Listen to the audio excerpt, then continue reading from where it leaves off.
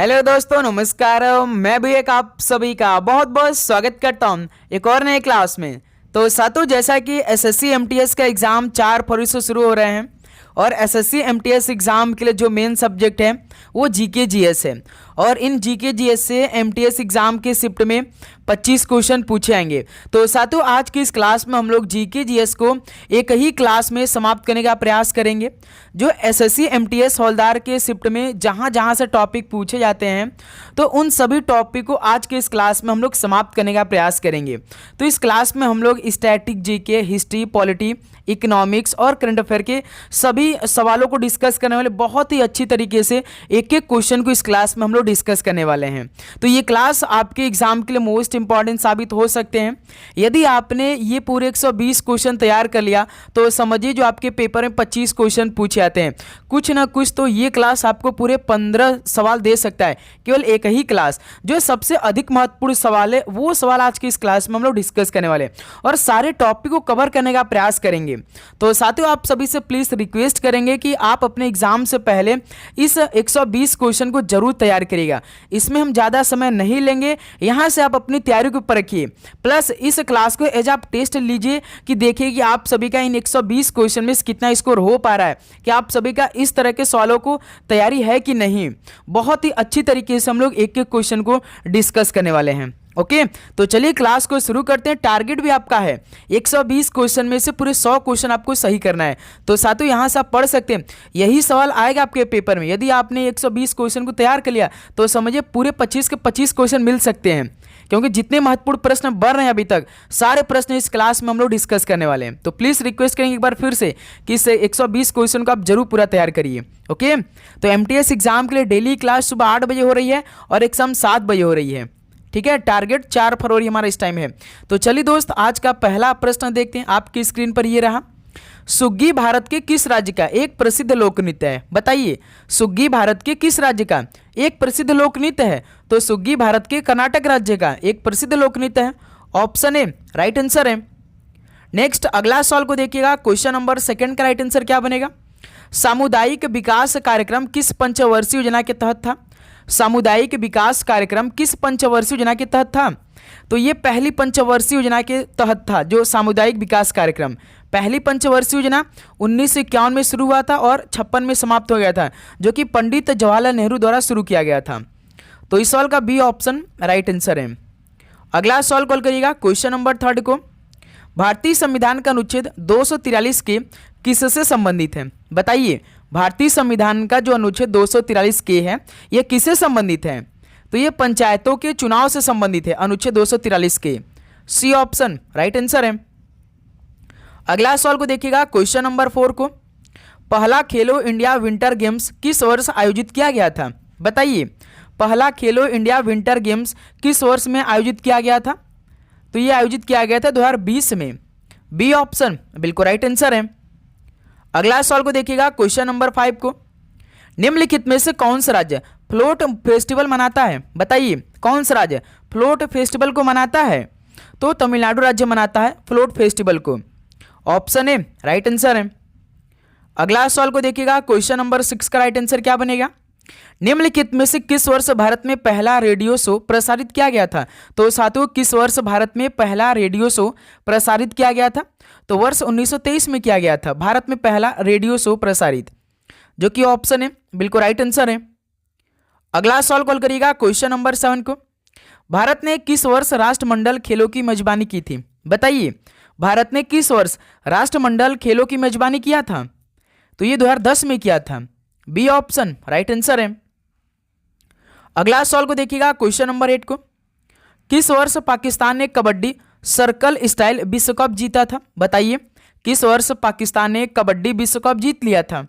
तो 2020 में जीता था। सी ऑप्शन राइट आंसर है। ओके, अगला सवाल कॉल करिए। क्वेश्चन नंबर 9 को, 2012 में ओलंपिक में लॉर्ड्स क्रिकेट ग्राउंड में कौन सी प्रतियोगिता आयोजित की गई थी? ये इंपॉर्टेंट सवाल बनेंगे आपके लिए। 2012 में ओलंपिक में लॉर्ड्स क्रिकेट ग्राउंड में कौन सी प्रतियोगिता आयोजित किया गया था? बताएंगे आप सभी। तो तीरंदाजी प्रतियोगिता आयोजित की गई थी 2012 में ओलंपिक में लॉर्ड्स क्रिकेट ग्राउंड में। सी ऑप्शन राइट आंसर है।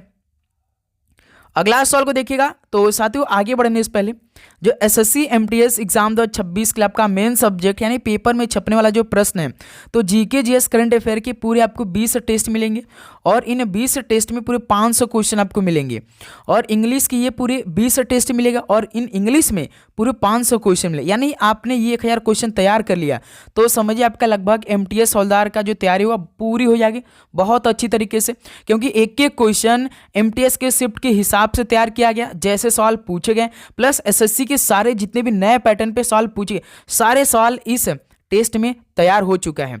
तो साथियों आपको इस नंबर पे मैसेज करना है और ये टेस्ट आपको 50 रुपीज़ मिल जाएगा। तो इस नंबर मैसेज करिए और आप अपने पेपर में बैठने से पहले इस बार इस टेस्ट को पढ़िए अच्छी तरीके से। ये मात्र 50 रुपीज़, ये पैसा मत देखिए, क्वालिटी कंटेंट देखिए आप, बहुत अच्छी तरीके से एक एक क्वेश्चन इस टेस्ट में सेट है। तो भाई समय बहुत कम है तो इसलिए इस नंबर मैसेज करके ये टेस्ट अपने पास मंगाइए, सभी स्टूडेंट को पढ़ना अनिवार्य है। ओके, देखिए क्वेश्चन नंबर 10, विश्व बैडमिंटन चैंपियनशिप कार्यक्रम 2026 का आयोजन निम्नलिखित में से किस देश द्वारा किया जाएगा? बताइए, जो विश्व बैडमिंटन चैंपियनशिप का कार्यक्रम होने वाला 2026 में, इसका आयोजन किस देश द्वारा किया जाने वाला है? तो अपने भारत देश के द्वारा किया जाने वाला है। बी ऑप्शन राइट आंसर है। अगला सवाल को देखिए, क्वेश्चन नंबर 11 को, 1986 के एशियाई खेल जो कि सियोल दक्षिणी कोरिया में खेले गए थे, उसमें भारत ने कितने स्वर्ण पदक जीते थे? 1986 के एशियाई खेल जो कि सियोल दक्षिणी कोरिया में खेले गए थे, तो उसमें भारत ने कितने स्वर्ण पदक जीते थे? तो उस समय भारत ने 5 स्वर्ण पदक जीते। बी ऑप्शन राइट आंसर है। अगला सवाल कॉल करिएगा क्वेश्चन नंबर 12 को, प्रसिद्ध पुस्तक दुर्गेश नंदिनी किसने लिखा था? बताइए, प्रसिद्ध पुस्तक दुर्गेश नंदिनी किसने लिखा था? तो इसको बंकिम चंद्र चटर्जी ने लिखा था। सी ऑप्शन राइट आंसर है। अगला सवाल कॉल करिएगा क्वेश्चन नंबर 13 को, निम्नलिखित में से कौन सी मणिपुर राज्य की एक प्रसिद्ध युद्ध कला है? मणिपुर राज्य की एक भारतीय युद्ध कला इनमें से कौन सी है? तो थांगटा है। सी ऑप्शन राइट आंसर है। अगला सवाल को देखिए क्वेश्चन नंबर 14, निम्न में से कौन सा यूआरएल का एक हिस्सा है? तो साथियों यूआरएल का एक हिस्सा इनमें से कौन सा है? तो पोर्ट नंबर ये यूआरएल का एक हिस्सा है, जो कि बी ऑप्शन बिल्कुल राइट आंसर है। अगला सवाल देखिएगा क्वेश्चन नंबर 15 क्या दे रखा है? देखिए, दिल्ली के किस सुल्तान ने ब्राह्मणों पर भी जजिया लगाया था? यानी दिल्ली के किस सुल्तान ने ब्राह्मणों पर भी जजिया कर लगा दिया था? बताइएगा आप लोग। तो फिरोज तुगलक ने लगाया था जो कि ब्राह्मणों पर भी जजिया कर। ऑप्शन ए बिल्कुल राइट आंसर है। नेक्स्ट अगला सवाल को हल करिएगा क्वेश्चन नंबर 16 को, 1990 ईस्वी में प्रारंभ की गई एयर टैक्सी सेवा किसके द्वारा उपलब्ध कराई जाती है? तो साथियों 1990 ईस्वी में प्रारंभ की गई एयर टैक्सी सेवा किसके द्वारा उपलब्ध कराई जाती है? तो ये निजी क्षेत्र द्वारा उपलब्ध कराई जाती है। डी ऑप्शन बिल्कुल राइट आंसर है।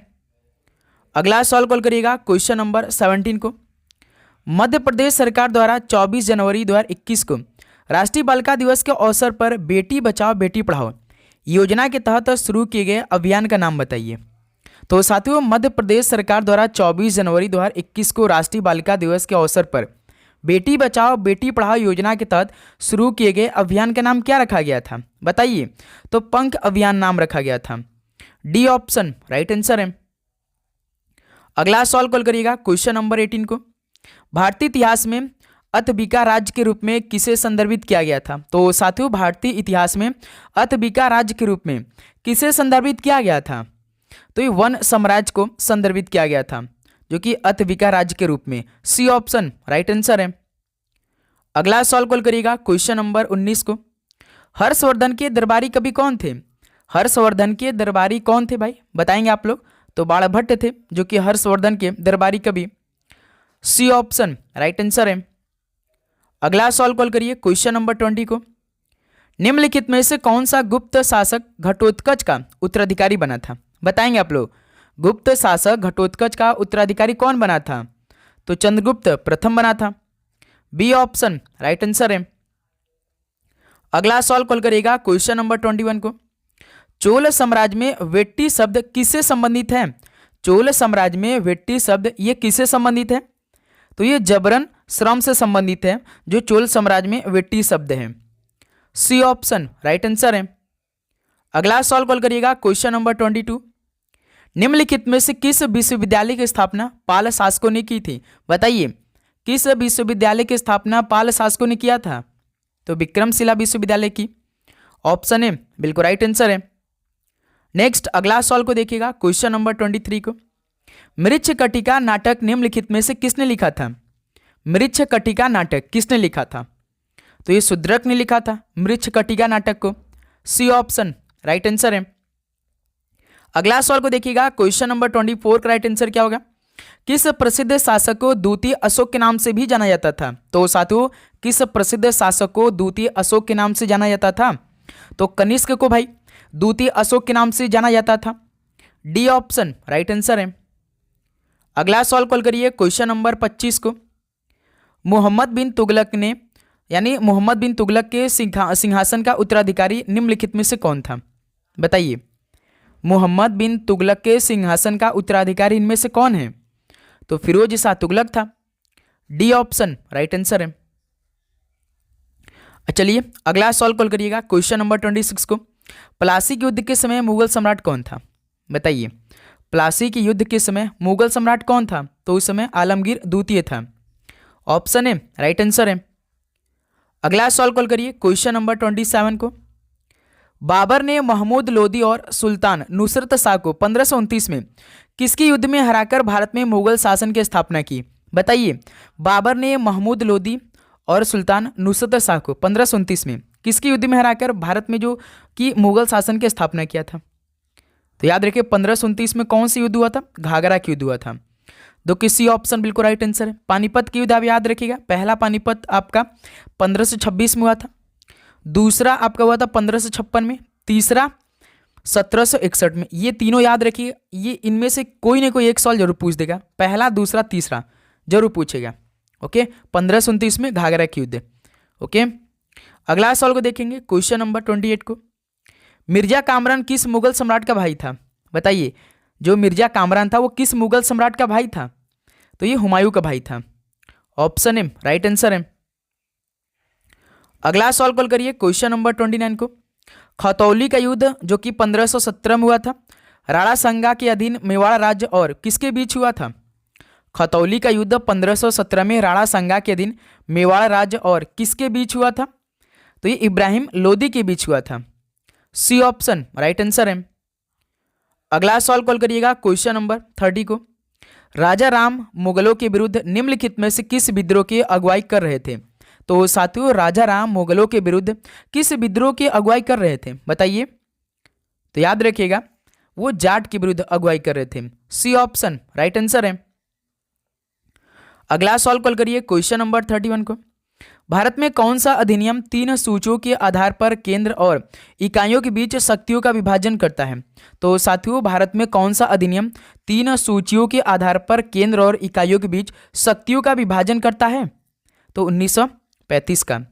डी ऑप्शन बिल्कुल राइट आंसर है। अगला सवाल कॉल करिए, क्वेश्चन नंबर 32 को। लॉर्ड कॉर्नवालिस ने अस्थायी बंदोबस्त प्रणाली की शुरुआत कहां से किया था? बताइए, लॉर्ड कॉर्नवालिस ने अस्थायी बंदोबस्त प्रणाली की शुरुआत कहां से किया था? तो ये बंगाल और बिहार से किया था। ऑप्शन ए बिल्कुल राइट आंसर है। अगला सवाल कॉल करिएगा, क्वेश्चन नंबर 33। 1942 में ब्रिटिश सरकार ने भारत में कौन सा मिशन भेजा? तो साथियों 1942 में ब्रिटिश सरकार ने भारत में कौन सा मिशन भेजा था? तो आप जानते हैं क्रिप्स मिशन भेजा था 1942 में ब्रिटिश सरकार ने। ऑप्शन ए राइट आंसर है। ओके, चलिए अगला सवाल कॉल करिए, क्वेश्चन नंबर 34। मित्र मेला किसके द्वारा स्थापित एक क्रांतिकारी संगठन था? बताइए, मित्र मेला किसके द्वारा स्थापित एक क्रांतिकारी संगठन था? तो याद रखिएगा मित्र मेला ये जो था विनायक सावरकर द्वारा स्थापित एक क्रांतिकारी संगठन था। सी ऑप्शन राइट आंसर है। अगला सवाल कॉल करिएगा, क्वेश्चन नंबर 35 को। देखिए, राजा राम मोहन राय की पुस्तक गिफ्ट टू मोनोथिस्ट मूल रूप से किस भाषा में लिखी गई थी? तो साथियों राजा राम मोहन राय की पुस्तक गिफ्ट टू मोनोथिस्ट मूल रूप से किस भाषा में लिखी गई थी? तो ये फारसी भाषा में लिखी गई थी, gift to monotheist. B option बिल्कुल राइट आंसर है। अगला सवाल कॉल करिएगा, क्वेश्चन नंबर 36। कूका विद्रोह की शुरुआत निम्नलिखित में से किसने की थी? बताइए, कूका विद्रोह की शुरुआत किसने किया था? तो इसकी शुरुआत सतगुरु राम सिंह ने किया था। डी ऑप्शन राइट आंसर है। अगला सवाल कॉल करिए, क्वेश्चन नंबर 37 को देखिए। भारतीय संविधान में मौलिक अधिकार निम्नलिखित में से किस देश के अधिकार पत्र से प्रेरित है? तो साथियों, भारतीय संविधान में मौलिक अधिकार किस देश के अधिकार पत्र से प्रेरित है, आप बताएंगे। तो यूएसए देश से ये पत्र से प्रेरित है, जो कि डी ऑप्शन बिल्कुल राइट आंसर है। अगला सवाल कॉल करिएगा, क्वेश्चन नंबर 38 को। भारतीय संविधान में उपराष्ट्रपति पद का प्रावधान किस देश के संविधान से लिया गया था? तो साथियों, भारतीय संविधान में उपराष्ट्रपति पद का प्रावधान किस देश के संविधान से अपनाया गया था? तो इसे संयुक्त राज्य अमेरिका देश के संविधान से अपनाया गया था, जो भारतीय संविधान में उपराष्ट्रपति पद का प्रावधान है। बी ऑप्शन बिल्कुल राइट आंसर है। अगला सवाल को देखिएगा, क्वेश्चन नंबर 39 को।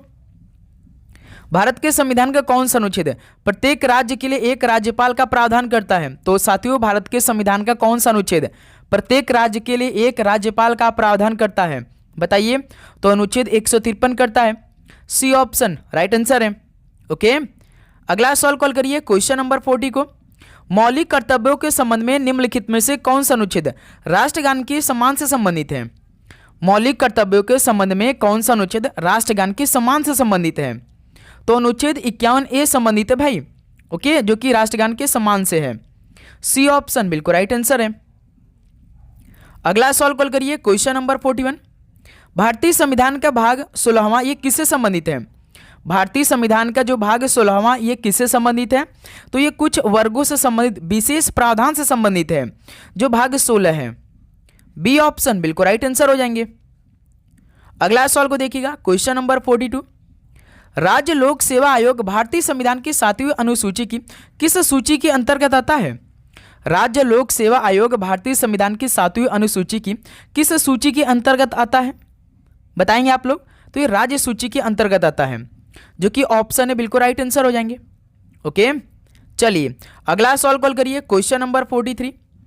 भारत के संविधान का कौन सा अनुच्छेद विशेष न्यायाधीशों की नियुक्ति संबंधित है? भारत के संविधान का कौन सा अनुच्छेद विशेष न्यायाधीशों की नियुक्ति संबंधित है, बताइएगा। तो अनुच्छेद 127 है। बी ऑप्शन राइट आंसर है। अगला सवाल कॉल करिए, क्वेश्चन नंबर 44। भारतीय संविधान के 71वें संशोधन में कोंकणी, मणिपुरी और नेपाली भाषाओं को किस अनुसूची में शामिल किया गया है? तो साथियों, भारतीय संविधान का जो 71वां संशोधन हुआ था, इसमें कोंकणी, मणिपुरी और नेपाली भाषाओं को किस अनुसूची में शामिल किया गया? तो याद रखिएगा 8वीं अनुसूची में शामिल किया गया। ऑप्शन है बिल्कुल राइट आंसर है। अगला सवाल कॉल करिएगा, क्वेश्चन नंबर 45 को। भारत के संविधान के कौन से संशोधन अधिनियम द्वारा भारत में वस्तु एवं सेवा कर यानी जीएसटी लागू किया गया था? तो बताइए दोस्त, भारत के संविधान में किस संशोधन अधिनियम द्वारा भारत में जीएसटी को लागू किया गया था? तो साथियों, ये इंपॉर्टेंट सवाल है। 101वां जो आपका संविधान संशोधन अधिनियम हुआ था, तो इस तहत आपका वस्तु एवं सेवा कर यानी जीएसटी लागू किया गया था। सी ऑप्शन बिल्कुल राइट आंसर है। अगला सवाल कॉल करिए, क्वेश्चन नंबर 46। भारतीय संविधान के किस अनुच्छेद के तहत संघ की कार्यपालिकीय शक्ति राष्ट्रपति में निहित होगी, बताइए। भारतीय संविधान के किस अनुच्छेद के तहत संघ की कार्यपालिकीय शक्ति राष्ट्रपति में निहित होगी, बताइएगा आप लोग। तो अनुच्छेद 53 से संबंधित है। सी ऑप्शन राइट आंसर है। अगला सवाल कॉल करिए, क्वेश्चन नंबर 47। केंद्रीय बजट 2023-24 में अमृत पीढ़ी का संबंध किससे है? केंद्रीय बजट 2023-24 में अमृत जो पीढ़ी था, इसका संबंध किससे है? तो ये युवा शक्ति संबंधित है। ऑप्शन है राइट आंसर है। अगला सवाल कॉल करिएगा, क्वेश्चन नंबर 48। किस जलप्रपात में पानी का आयतन सबसे अधिक है? तो साथियों, किस जलप्रपात में पानी का आयतन जो है कि सबसे अधिक है? तो ये कैटरेक्ट जलप्रपात में पानी का आयतन सबसे अधिक है। सी ऑप्शन राइट आंसर है। अगला सवाल कॉल करिएगा, क्वेश्चन नंबर 49 को। घग्गर नदी का उद्गम स्थल भारत का कौन सा राज्य है, बताइए। घग्गर नदी का उद्गम स्थल भारत का कौन सा राज्य है? तो हिमाचल प्रदेश है भाई, घग्गर नदी का उद्गम स्थल। डी ऑप्शन राइट आंसर है।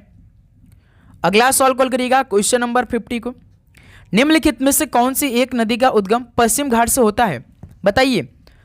कौन सी एक नदी का उद्गम पश्चिम घाट से होता है? सभी दोस्त बताएंगे सवाल का राइट आंसर क्या बनेगा। तो मांडवी नदी का। डी ऑप्शन राइट आंसर है। अगला सवाल को देखिएगा, क्वेश्चन नंबर 51 को। निम्नलिखित में से हिमालय के गिरिपथ पर पाया जाने वाला वन कौन सा है? हिमालय के गिरिपद पर पाया जाने वाला वन इनमें से कौन सा है? तो पर्णपाती वन है, डी ऑप्शन राइट आंसर है। अगला सवाल कॉल करिएगा क्वेश्चन नंबर 52 को। निम्नलिखित में से कौन से भारत में सबसे बड़े क्षेत्र में फैले हुए वन का प्रकार है? तो साथियों, भारत में सबसे बड़े क्षेत्र में फैले हुए वन का प्रकार इनमें से कौन सा है? तो उष्णकटिबंधीय पर्णपाती वन है, डी ऑप्शन राइट आंसर है। अगला सवाल कॉल करिएगा क्वेश्चन नंबर 53 को। भारत की जनगणना 2011 के अनुसार भारतीय जनसंख्या का कितना प्रतिशत ग्रामीण क्षेत्रों में रहता है? बताइए। भारत की जनगणना 2011 के अनुसार भारतीय जनसंख्या कितना प्रतिशत ग्रामीण क्षेत्रों में रहता है? तो याद रखिएगा 68.8% रहता है, बी ऑप्शन राइट आंसर है। अगला सवाल को देखिए क्वेश्चन नंबर 54 को। यदि सकल राजकोषीय घाटे का मूल्य निवल ब्याज दायित्व से अधिक होगा तो सकल प्राथमिक घाटे का मूल्य क्या होगा? तो साथियों, यदि सकल राजकोषीय घाटे का मूल्य निवल ब्याज दायित्व से अधिक होगा तो सकल प्राथमिक घाटे का मूल्य कितना होगा? तो भाई धनात्मक होगा। ओके, ऑप्शन बिल्कुल राइट आंसर है। तो साथियों, आगे बढ़ने से पहले आप सभी से प्लीज रिक्वेस्ट करेंगे, यदि आप डेली क्लास को नहीं कर रहे हैं, आपने चैनल को सब्सक्राइब करके नोटिफिकेशन को ऑन नहीं किया है, तो साथियों आप चैनल को सब्सक्राइब करने के बाद नोटिफिकेशन को ऑन करिए। इससे क्या होगा कि आप जानते हैं कि ये क्लास आपके पूरी एग्जाम तक चलने वाली है। जैसे ही क्लास अपलोड होगी तो तुरंत आप सभी के पास नोटिफिकेशन चली जाएगी। ओके, तो इसलिए आप चैनल को सब्सक्राइब करके मेन आपका नोटिफिकेशन ऑन रहे। ठीक है। निम्नलिखित में से कौन राष्ट्रीय आय समिति के अध्यक्ष थे? तो साथियों, कौन राष्ट्रीय आय समिति के अध्यक्ष थे बताएंगे आप सभी? तो पीसी महालनोबिस थे, ऑप्शन ए राइट आंसर है। अगला सवाल कॉल करिए क्वेश्चन नंबर 56 को। इनमें से कौन सा किसी अर्थव्यवस्था के तृतीयक क्षेत्र का एक घटक है? कौन सा किसी अर्थव्यवस्था के तृतीयक क्षेत्र का एक घटक है? तो इनमें से होटल और रेस्टोरेंट है जो कि तृतीयक क्षेत्र का एक घटक है किसी भी अर्थव्यवस्था के, डी ऑप्शन बिल्कुल राइट आंसर है। अगला सवाल कॉल करिएगा क्वेश्चन नंबर 57 को। मुक्त बाजार अर्थव्यवस्था किसका एक महत्वपूर्ण पहल है? मुक्त बाजार अर्थव्यवस्था किसका एक महत्वपूर्ण पहल है? तो ये पूंजीवाद का एक महत्वपूर्ण पहल है, मुक्त बाजार अर्थव्यवस्था, बी ऑप्शन राइट आंसर है।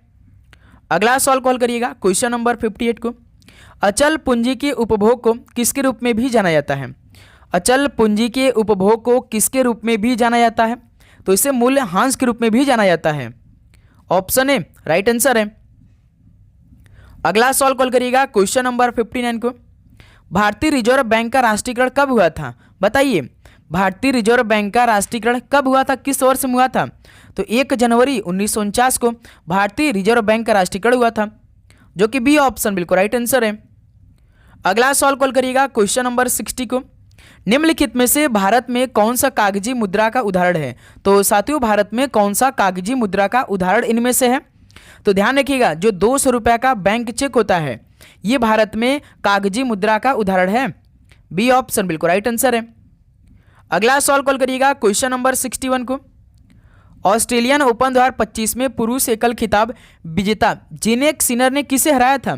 तो साथियों, जो ऑस्ट्रेलियन ओपन 2025 हुआ था इसमें पुरुष एकल खिताब विजेता जो थे जेनिक सिनर, इसने किसे हराया था बताइए आप लोग? तो ये अलेक्जेंडर जेवरो को हराकर ऑस्ट्रेलियन ओपन 2025 का पुरुष एकल का खिताब जीते थे जेनिक सिनर ने, जो कि अलेक्जेंडर जेवरो को हराकर, ऑप्शन ए राइट आंसर है। अगला सवाल कॉल करिए क्वेश्चन नंबर 62 को। जूनियर विश्व शतरंज चैंपियन 2025 के विजेता कौन है? जूनियर विश्व शतरंज चैंपियन 2025 के विजेता कौन बने थे? तो भाई प्रणव वेंकटेश बने थे, सी ऑप्शन बिल्कुल राइट आंसर हो जाएंगे। अगला सवाल कॉल करिएगा क्वेश्चन नंबर 63 को। अर्जुन अवार्ड 2024 से किसे पैरा एथलीट दौड़ से सम्मानित किया गया था? अर्जुन अवार्ड 2024 से किसे पैरा एथलीट दौड़ से सम्मानित किया गया था? तो दीप्ति जीवन जी को किया गया था, बी ऑप्शन बिल्कुल राइट आंसर है। अगला सवाल कॉल करिए क्वेश्चन नंबर 64 को। 97वां ऑस्कर अवार्ड 2025 में सर्वश्रेष्ठ अभिनेत्री का खिताब किसने जीता था? बताइए। 97वां ऑस्कर अवार्ड 2025 में सर्वश्रेष्ठ अभिनेत्री खिताब किसने जीत लिया था? तो माइकी मेडिसन ने जीता था, ऑप्शन ए बिल्कुल राइट आंसर है। अगला सवाल कॉल करिए क्वेश्चन नंबर 65 को। मेजर ध्यानचंद के बाद हॉकी में पद्म पुरस्कार पाने वाला दूसरा हॉकी खिलाड़ी कौन था? मेजर ध्यानचंद के बाद हॉकी में पद्म पुरस्कार पाने वाला दूसरा हॉकी खिलाड़ी कौन बना था? आप सभी बताएंगे। तो PR श्रीजेश बने थे। सी ऑप्शन राइट आंसर है। अगला सवाल को देखिए, क्वेश्चन नंबर 66 को, 18वां प्रवासी भारतीय सम्मेलन भुवनेश्वर में मुख्य अतिथि कौन रहे थे? बताइए। जो 18वां प्रवासी भारतीय सम्मेलन भुवनेश्वर में आयोजित किया गया था, इसमें मुख्य अतिथि के रूप में कौन आए थे? तो इसमें मुख्य अतिथि थे क्रिस्टीन कार्ला कंगालू। ऑप्शन ए बिल्कुल राइट आंसर है। अगला सवाल कॉल करिए, क्वेश्चन नंबर 67 को, जलवायु परिवर्तन प्रदर्शन सूचकांक 2025 में भारत की रैंक क्या थी? जलवायु परिवर्तन प्रदर्शन सूचकांक 2025 में भारत की रैंक की बात करेंगे तो भारत 10वें नंबर पर थी। बी ऑप्शन राइट आंसर है। अगला सवाल कॉल करिए, क्वेश्चन नंबर 68 को, अस्मिता योजना किससे संबंधित है? अस्मिता योजना किससे संबंधित है? तो ये भारतीय भाषाओं में उच्च शिक्षा संबंधित पुस्तक तैयार करने संबंधित है। ऑप्शन ए बिल्कुल राइट आंसर है। अगला सवाल कॉल करिए, क्वेश्चन नंबर 69 को, पहला मानव केंद्रित AI उत्कृष्टता केंद्र परिसर कहां से लॉन्च किया गया था? बताइए। पहला मानव केंद्रित AI उत्कृष्टता केंद्र परिसर कहां से लॉन्च किया गया था? तो इसे पेरिस से लॉन्च किया गया था। सी ऑप्शन राइट आंसर है। चलिए अगला सवाल को देखिए, क्वेश्चन नंबर 70 को, वर्तमान में आसियान के अध्यक्ष कौन है? तो साथियों वर्तमान में एशियन के अध्यक्ष कौन है? आप आसियान भी कह सकते हैं। तो इस समय काओ हाउर्न है एशियन के अध्यक्ष। ऑप्शन ए बिल्कुल राइट आंसर है। अगला सवाल कॉल करिए, क्वेश्चन नंबर 71 को, मैक्सिको देश की पहली महिला राष्ट्रपति कौन बनी? ये इंपॉर्टेंट सवाल बनेंगे आपके एग्जाम के लिए। मैक्सिको देश की पहली महिला राष्ट्रपति कौन बनी है? तो क्लाउडिया शिनबाम बनी है मैक्सिको देश की पहली महिला राष्ट्रपति। बी ऑप्शन बिल्कुल राइट आंसर है। अगला सवाल कॉल करिए, क्वेश्चन नंबर 72, 50वां अखिल भारतीय पीठासीन अधिकारी सम्मेलन 2025 कहाँ आयोजित किया गया था? तो साथियों 50वां अखिल भारतीय पीठासीन अधिकारी सम्मेलन 2025 ये कहाँ आयोजित किया गया था? तो इसे पटना में आयोजित किया गया। डी ऑप्शन राइट आंसर है। अगला सवाल कॉल करिए, क्वेश्चन नंबर 73 को, अमित शाह द्वारा शूटिंग रेंज का उद्घाटन 2025 में कहाँ किया गया था? अमित शाह द्वारा शूटिंग रेंज का उद्घाटन 2025 में कहाँ किया गया? तो हैदराबाद में किया गया था। डी ऑप्शन राइट आंसर है। अगला सवाल को देखिए, क्वेश्चन नंबर 74 को, सुधीरमन कप 2025 बैडमिंटन, इसमें विजेता कौन सा देश था? बताइए। सुधीरमन कप जो कि बैडमिंटन खेल में आता है, तो 2025 का विजेता टीम कौन देश था भाई? बताएंगे तो चीन देश था। सी ऑप्शन राइट आंसर है। अगला सवाल को देखिए, क्वेश्चन नंबर 75 को, पीएम मोदी ने आचार्य कौशल विकास योजना किस राज्य में शुरू की है? पीएम मोदी ने आचार्य कौशल विकास योजना ये किस राज्य में शुरू हुई है? तो ये महाराष्ट्र राज्य में शुरू हुई है। डी ऑप्शन बिल्कुल राइट आंसर है। अगला सवाल को देखिएगा, क्वेश्चन नंबर 76 को, मानव विकास सूचकांक 2025 में भारत की रैंक कितनी है? तो साथियों जो HDI यानी ह्यूमन डेवलपमेंट इंडेक्स, इसको जारी कौन सा संगठन करता है? तो UNDP इसको जारी करता है। 2025 में जब इसकी जारी हुई UNDP के द्वारा, तो भारत की रैंक कितनी थी भाई? भारत 130वें नंबर पे थी। जब 2024 में इसको जारी किया गया तो भारत 133 नंबर की थी। 3 का भारत ने अच्छा भाई मतलब कि कम किया है। पहले 133 था लेकिन इस बार 130 है। ओके, कम किया है 3 पोजीशन को। देखिए 77, वर्ष 2025 को सुधारों का वर्ष किस मंत्रालय द्वारा घोषित किया गया? वर्ष 2025 को सुधारों का वर्ष किस मंत्रालय द्वारा इसे घोषित किया गया था? तो रक्षा मंत्रालय द्वारा घोषित किया गया था सुधारों का वर्ष। सी ऑप्शन राइट आंसर है। अगला सवाल कॉल करिए, question number 78, global hunger index 2025 में भारत की रैंक क्या है? ग्लोबल हंगर इंडेक्स 2025 में भारत की रैंक कितनी है भाई? तो भारत 102 नंबर की थी। बी ऑप्शन बिल्कुल राइट आंसर है। अगला सवाल को देखिए, क्वेश्चन नंबर 79, अंतर्राष्ट्रीय Booker award 2025 heart lamp Kannada उपन्यास के लिए किसे मिला है? अंतर्राष्ट्रीय Booker award 2025 heart lamp Kannada उपन्यास के लिए किसे मिला है? तो साथियों याद रखिएगा बानो मुश्ताक को मिला। ये इंपॉर्टेंट सवाल है आपके एग्जाम के लिए। ऑप्शन ए राइट आंसर है।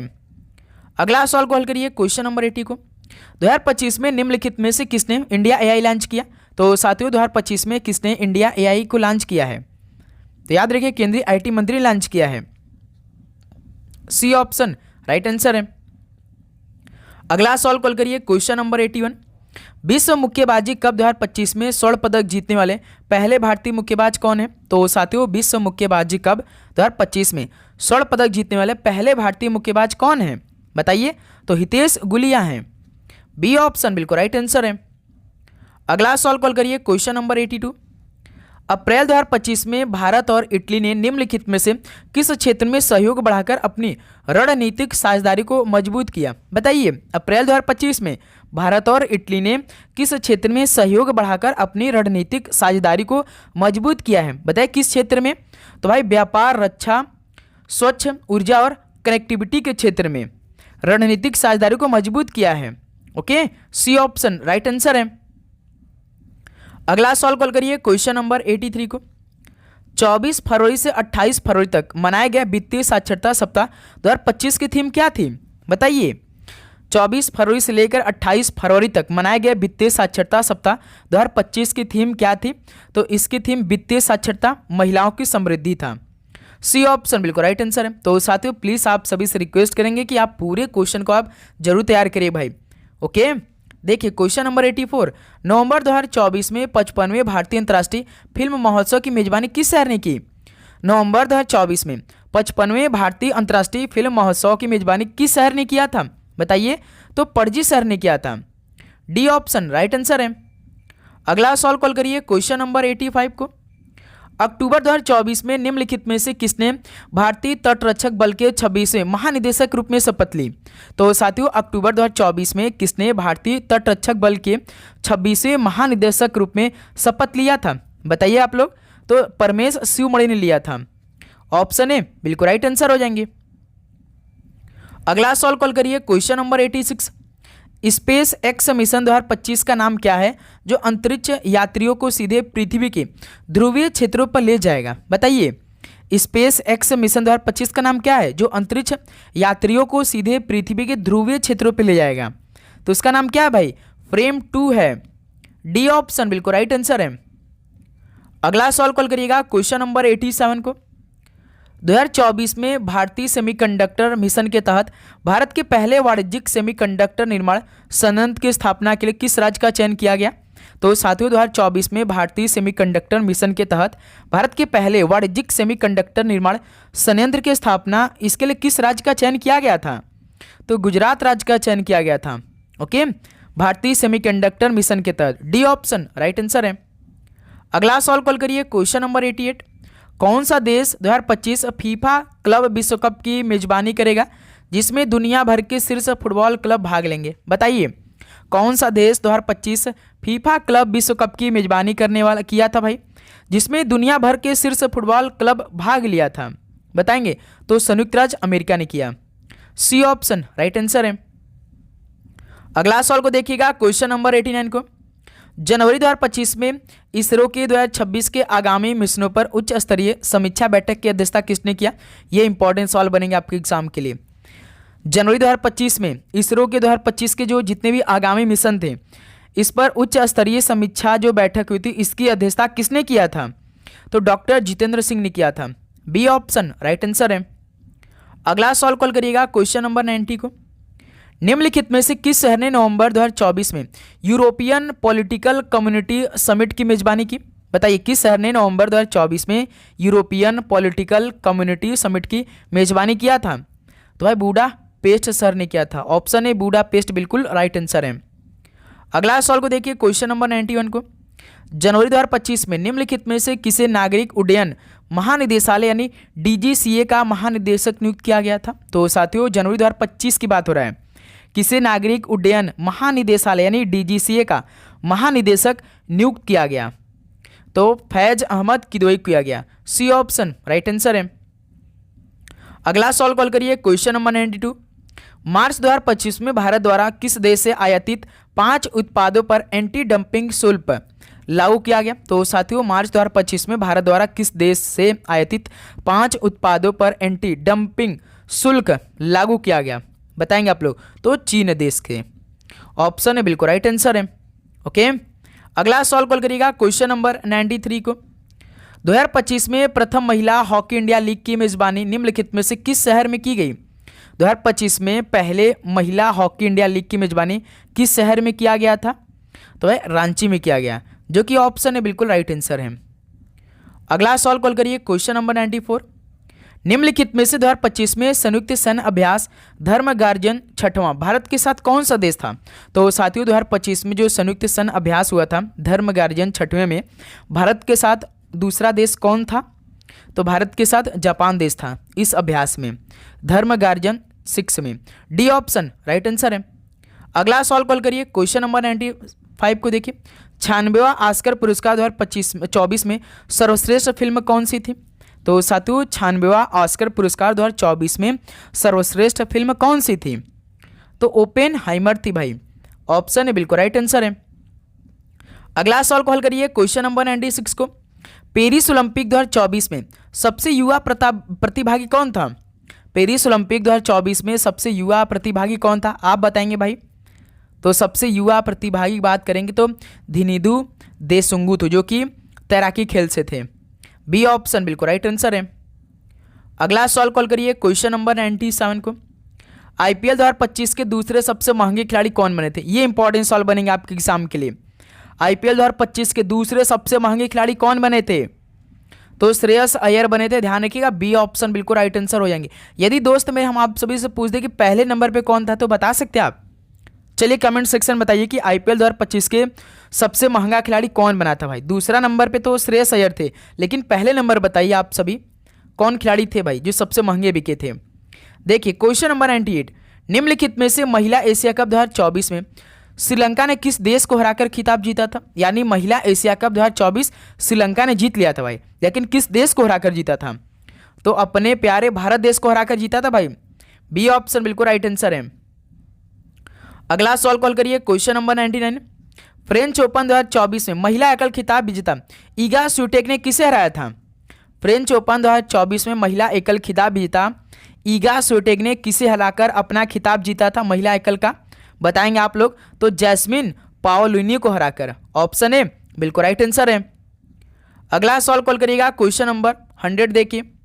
7वां खेलो इंडिया यूथ गेम्स 2025 किस राज्य में आयोजित किया गया था? तो साथियों जो 7वां खेलो इंडिया यूथ गेम्स हुआ था 2025 में किस राज्य में आयोजित किया गया था? तो ये बिहार राज्य में आयोजित किया गया था। डी ऑप्शन राइट आंसर है।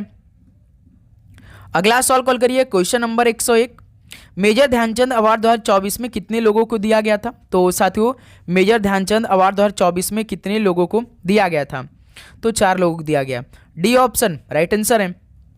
नेक्स्ट अगला सवाल को देखिए, question number 102, Arjun award 2024 para judo से किसे सम्मानित किया गया था? बताइए, अर्जुन अवार्ड 2024 पैरा जूडो से किसे सम्मानित किया गया? तो याद रखिए कपिल परमार को किया गया था। बी ऑप्शन बिल्कुल राइट आंसर है।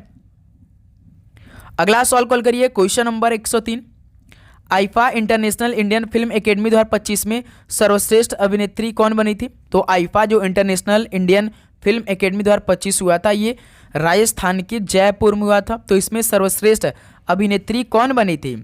तो इसमें नितांशी गोयल बनी थी, जो कि पहला ऑप्शन आपका राइट आंसर है। अगला सवाल कॉल करिए, क्वेश्चन नंबर 104, मिस वर्ल्ड 2025 का खिताब किसने जीता है? ये भी इंपॉर्टेंट सवाल है। मिस वर्ल्ड 2025 का खिताब किसने जीता है? तो ओपल सुचाता ने जीता था मिस वर्ल्ड 2025 का खिताब, जो कि बी ऑप्शन बिल्कुल राइट आंसर है। अगला सवाल कॉल करिए, क्वेश्चन नंबर 105, विश्व खाद्य अवार्ड 2025 के विजेता कौन है? तो साथियों विश्व खाद्य अवार्ड 2025 के विजेता कौन है? तो मारिया गेला हुंगरी यानी ब्राजील की रहने वाली है, जो कि विश्व खाद्य अवार्ड 2025 के विजेता है। ऑप्शन है बिल्कुल राइट आंसर है।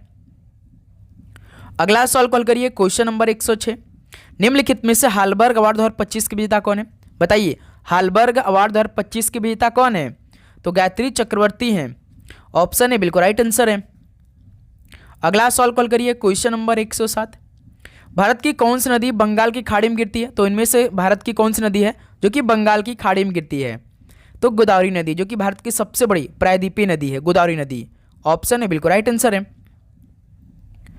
अगला सवाल को देखिए, क्वेश्चन नंबर 108, पश्चिमी घाट से निकलने वाली नदी कौन सी है? पश्चिमी घाट से निकलने वाली नदी कौन सी है? तो मांडवी नदी है, जो कि ये पश्चिमी घाट से निकलती है। सी ऑप्शन राइट आंसर है। अगला सवाल को देखिए, क्वेश्चन नंबर 109, महिलाओं के लिए राष्ट्रीय खेल महोत्सव कब शुरू हुआ था? तो साथियों महिलाओं के लिए राष्ट्रीय खेल महोत्सव कब शुरू हुआ था, किस वर्ष में शुरू हुआ था? तो 1975 में हुआ था, जो कि बी ऑप्शन राइट आंसर है। अगला सवाल कॉल करिए, क्वेश्चन नंबर 110, गुड़ी पड़वा त्यौहार किस राज्य से संबंधित है? गुड़ी पड़वा जो त्यौहार है ये किस राज्य से संबंधित है? तो ये महाराष्ट्र से संबंधित है। बी ऑप्शन राइट आंसर है। ओके, अगला सवाल कॉल करिए, क्वेश्चन नंबर 111। तकटोक उत्सव किस राज्य में मनाया जाता है? तकटोक उत्सव किस राज्य में मनाया जाता है बताइए? तो ये लद्दाख में मनाया जाता है। डी ऑप्शन राइट आंसर है। अगला सवाल कॉल करिए, क्वेश्चन नंबर 112। पालकी उत्सव किस राज्य में मनाया जाता है? तो साथियों पालकी उत्सव किस राज्य में मनाया जाता है? तो ये महाराष्ट्र राज्य में मनाया जाता है। बी ऑप्शन राइट आंसर है। अगला सवाल कॉल करिए, क्वेश्चन नंबर 113। मड़ई त्यौहार किस राज्य में मनाया जाता है? मड़ई त्यौहार, तो ये छत्तीसगढ़ राज्य में मनाया जाता है मड़ई त्यौहार। ऑप्शन है राइट आंसर है। अगला सवाल कॉल करिए, क्वेश्चन नंबर 114। गैर नृत्य किस राज्य से संबंधित है? गैर नृत्य की बात करेंगे तो ये राजस्थान से संबंधित है। सी ऑप्शन राइट आंसर है। अगला सवाल कॉल करिए, क्वेश्चन नंबर 115। कौन सा नृत्य रूप एकाहार के रूप में वर्गीकृत है? तो साथियों कौन सा नृत्य रूप एकाहार के रूप में वर्गीकृत है? तो भरतनाट्यम है। डी ऑप्शन राइट आंसर है। अगला सवाल कॉल करिएगा, क्वेश्चन नंबर 116। सत्रिया का एक अभिनय नाट्य किसे कहा जाता है? तो साथियों सत्रिया का एक अभिनय नाट्य किसे कहा जाता है? तो अंकिया नाट्य को कहते हैं सत्रिया का एक अभिनय नाट्य। सत्रिया किस राज्य से संबंधित है? तो ये असम से संबंधित है। ऑप्शन है राइट आंसर है। अगला सवाल कॉल करिएगा, क्वेश्चन नंबर 117। उस्ताद रईस खान किस वाद्य यंत्र से संबंधित है? तो साथियों जो उस्ताद रईस खान है ये किस वाद्य यंत्र से संबंधित है? तो ये सितार वाद्य यंत्र से संबंधित है। सी ऑप्शन राइट आंसर है। अगला सवाल कॉल करिए, क्वेश्चन नंबर 118। नागरहोल राष्ट्रीय उद्यान कहाँ स्थित है? यानी किस राज्य में नागरहोल राष्ट्रीय उद्यान स्थित है? तो ये कर्नाटक राज्य में स्थित है। बी ऑप्शन राइट आंसर है। अगला सवाल कॉल करिएगा, क्वेश्चन नंबर 119। एशिया की सबसे बड़ी मीठे पानी की गोखुर झील कौन सी है? एशिया की सबसे बड़ी मीठे पानी की गोखुर झील कौन सी है? तो कंवर झील है।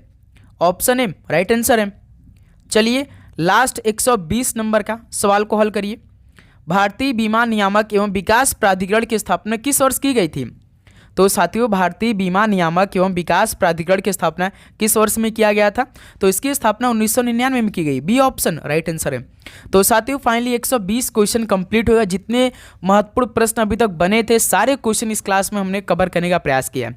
तो बताइए साथियों आप सभी का इन 120 क्वेश्चन में से कितना स्कोर रहा लगभग? तो उम्मीद करूंगा आपको हर एक प्रश्न बहुत शानदार तरीके से समझ में आया होगा। यदि आपको किसी भी प्रश्न पे डाउट है तो कमेंट सेक्शन में जरूर बताइएगा भाई। डाउट लेकर आप नहीं चलेंगे तो साथियों समय बहुत कम है। ठीक आज इससे आपका 13 दिन बाद पेपर शुरू होने जा रहा है, तो अपनी तैयारी बहुत अच्छी से रखिए। जितना हो सके अधिक से अधिक क्वेश्चनों का प्रैक्टिस करिए, इससे आपकी तैयारी और भी अच्छी होगी। प्लस आपके अंदर अलग लेवल का कॉन्फिडेंट आएगा। आप जानते हैं कि यदि आप कोई एग्जाम देने जा रहे हैं, आप सभी क्वेश्चन को तैयार करके जाते हैं तो कॉन्फिडेंट अलग रहता है। इससे क्या होता है कि सभी क्वेश्चन आपको लगेगा कि हमको आता ही आता है। यदि आप तैयारी नहीं करके गए होंगे तो आपका उसी तरह कॉन्फिडेंट लूज रहेगा, आपको वैसे भी आंसर नहीं मालूम होगा। तो इसलिए आप सभी क्वेश्चन को अच्छी तरीके से तैयार करिए। ओके, तो चलिए दोस्त इस क्लास को यहीं पर समाप्त करते। मिलते हैं कल सुबह 8 बजे एक नए सेशन के साथ, एक नए दिन की शुरुआत के साथ। तो सभी को एग्जाम के लिए बेस्ट आप लोग पढ़ाई करिए, और चैनल पर नए तो आप सब्सक्राइब करिए और नोटिफिकेशन को भी ऑन करिए। ठीक है, सभी को best of luck, God bless you. आपका पेपर बहुत अच्छा जाए, यही माता रानी की कृपा रहेगी भाई। ठीक है, तो all the very best, God bless you, धन्यवाद।